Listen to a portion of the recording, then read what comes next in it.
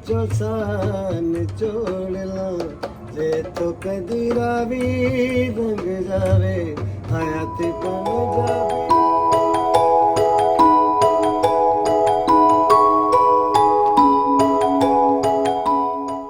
मैं सात कैन में यहाँ रिदम प्ले करता हूँ। जिस बैठक सात कैन जिस गली में लोकेटेड है उस गली का नाम है गली सुरजन सिंह।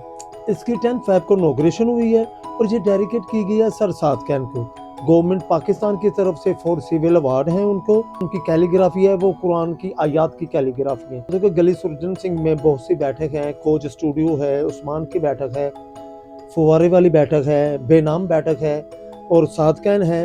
वो हमारे नेशनल हीरो हैं और पाकिस्तान की तरफ से उनको 4 सिविल अवार्ड मिले हैं और he was calligraphy artist and painter artist. उन्होंने वुमेन राइट्स पर बहुत सारा उनका आर्ट वर्क में रिफ्लेक्शन है। उन्होंने कभी अपना आर्ट वर्क सेल नहीं किया, वो हमेशा अपना आर्ट जो है वो गिफ्ट करते थे।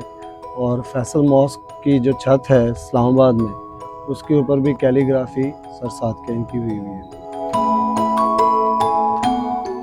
जब मैं यहाँ आई हूँ तो मुझे लगा कि जैसे कहते हैं ना रूह को ग़िज़ा मिल गई। This is a beautiful space to B.